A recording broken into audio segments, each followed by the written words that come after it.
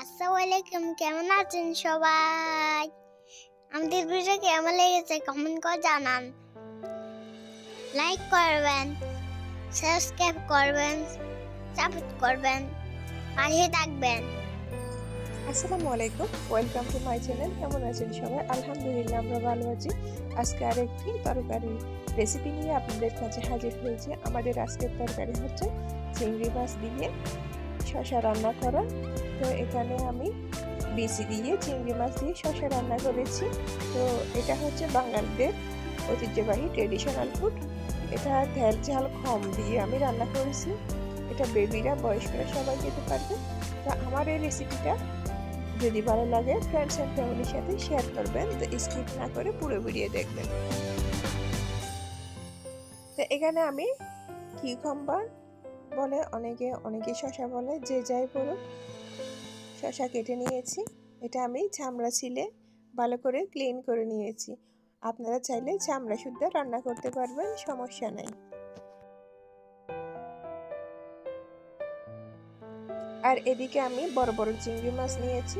এই চিংড়ি মাছগুলো আমি যখন সুপার মার্কেট থেকে এনেছিলাম তখন ওরা কেটে দিছে মাথা। চিংড়ি মাছের মাথাটা কেটে ফেলেছে, তারপর চিংড়ি মাছের বাইরের ফুলসটাও কেটে ফেলেছে, মাঝখানে কেটে দিয়েছে যাতে ওখানে একটা রক থাকে, সেটা বের করে নিয়েছি। তো এটা এভাবে ক্লিন করে আমরা রান্না করি। চিংড়ি মাছের বাইরের ফুলস থাকলে সুন্দর লাগে, কিন্তু এখন বেবি খাবে সেই জন্য এরকম করে কাটা। তো আর নিয়েছি আমি বিন, মানে শিমের বিচি।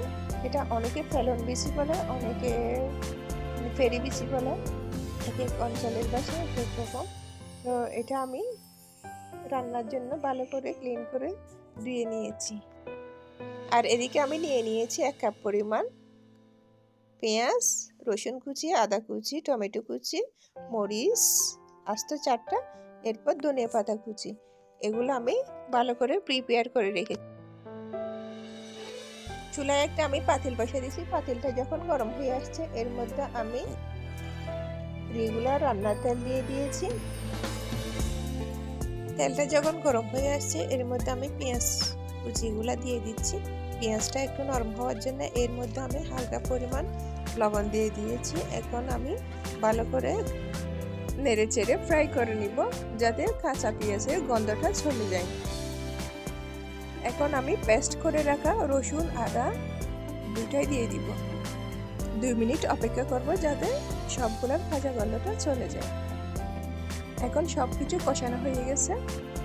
এর মধ্যে আমি একটু করে হলদি গুঁড়া, একটু করে জিরা গুঁড়া, একটু করে ধনিয়া গুঁড়া আর একটু করে মরিচের গুঁড়া দিয়ে দিচ্ছি। দিয়ে আরও একটু পানি দিয়ে কষিয়ে নিব।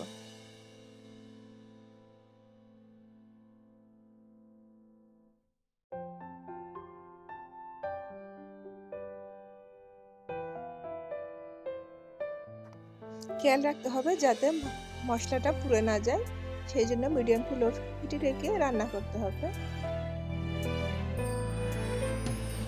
আর এদিকে আমি হলদে আর লেবু দিয়ে লবণ দিয়ে মেখে রাখা চিংড়ি মাছগুলো ভালো করে পানি দিয়ে ক্লিন করে নিয়েছি। আমি হাতে নিয়ে আপনাদেরকে দেখাচ্ছি এটা কিভাবে কতটা সুন্দর করে ক্লিন করে নেওয়া হয়েছে। এখন আমরা অপেক্ষা করব কষানো মশলার তেলটা যাতে উপরে উঠে আসে। যখন তেলটা উপরে উঠে আসবে একটু একটু, সেই পর্যায়ে আমি চিংড়ি মাছটা দিয়ে দিব।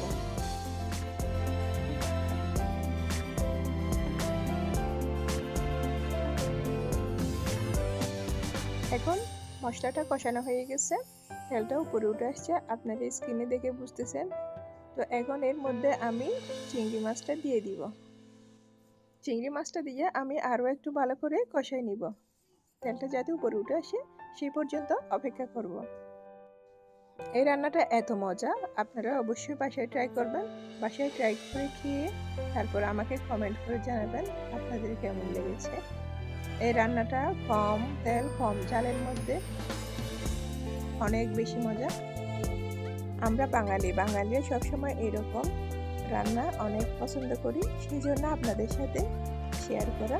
তো আপনাদের কেমন লেগেছে আমাকে অবশ্যই কমেন্ট করে জানাবেন। আপনারা কমেন্ট করে জানালে আমার অনেক ভালো লাগবে। এখন চিংড়ি মাছটা কষানো হয়ে গেছে, তেলটা উপরে উঠে আসছে। এই পর্যায়ে আমি কিউকাম্বারটা মানে শসাটা দিয়ে দিচ্ছি, দিয়ে ভালো করে নেড়ে ছেড়ে দিব। কিউকাম্বার দিয়ে আমি 1 মিনিট পর বিচিটাও দিয়ে দিব, কেননা এটা বেশিক্ষণ রান্না করা সম্ভব হবে না। কিউকাম্বার তাড়াতাড়ি সিদ্ধ হয়ে যায় আর বিচিটাও তাড়াতাড়ি সিদ্ধ হয়ে যায়।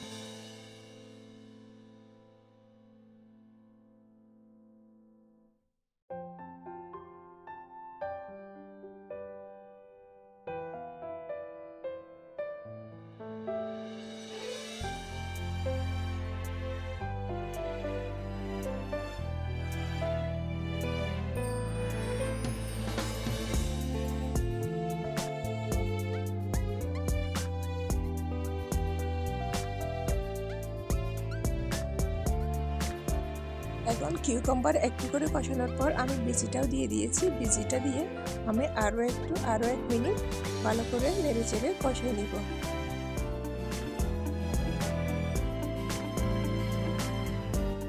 এখন এর মধ্যে আমি পরিমাণ মতো লবণ দিয়ে দিচ্ছি। পেঁয়াজটা যখন প্রথমে আমি কষিয়েছিলাম তখন প্রথম স্টেপে আমি সামান্য পরিমাণ লবণ দিয়েছিলাম, সেই জন্য লবণ আর বেশি দেওয়া হয়নি। এখন যতটুকু দরকার সেই স্বাদ অনুযায়ী বুঝে আপনারা লবণ দিয়ে দিবেন। এখন এর মধ্যে আমি আস্ত 5টা কাঁচামরিচ দিয়ে দিয়েছি, দিয়ে আরও একটু নেড়ে ছেড়ে দিব।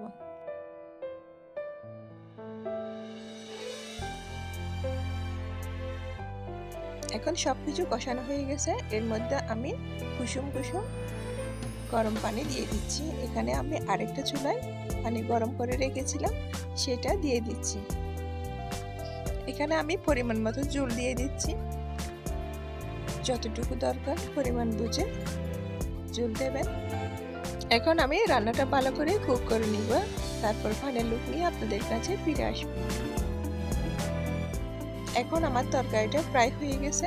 এখন এর মধ্যে আমি কেটে রাখা স্লাইস করে রাখা টমেটোগুলো দিয়ে দিচ্ছি, দিয়ে উপরে একটু ধনিয়া পাতা ছিটিয়ে দেব। তারপর 1 মিনিট চুলায় রাখার পর আমি এটা চুলা থেকে নামিয়ে ফেলব। নামিয়ে আমি 3 মিনিট ঢেকে রাখবো।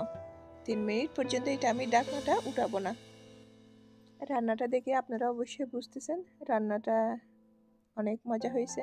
এটা দেখতে যেরকম সুন্দর হয়েছে, এটা খেতে তার চেয়ে অনেক বেশি মজা হয়েছে। এটা আপনারা অবশ্যই একবার হলেও বাসায় ট্রাই করবেন, তারপর আমাকে কমেন্ট করে জানাবেন।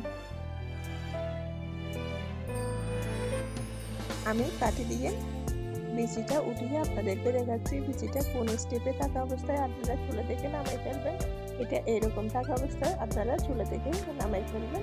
যদি আরও একটু লং টাইম ধরে সিদ্ধ করেন সেক্ষেত্রে বিচিটা একদম গলে গিয়ে মানে ভ্যানিশ হয়ে যাবে, সেটা আর খেতে ভালো লাগবে না। তো এখন আমি চুলা থেকে আমার রান্নাটা নামাই ফেলবো।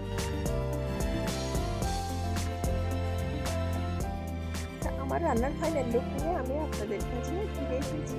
দেখতেছেন তো রান্নাটা কত সুন্দর হয়েছে, কতটা ইয়ামি হয়েছে। এটা আমার বাচ্চা অনেক পছন্দ করে। এখানে ফ্যামিলিতে যারা আছে, হাজব্যান্ড বলেন, ফ্যামিলির আরও অন্যান্য সদস্য যারা আছে, সবাই অনেক পছন্দ করবে। আপনারা অবশ্যই এই রেসিপিটা বাসায় ট্রাই করবেন। তো সবাই ভালো থাকবেন, সুস্থ থাকবেন।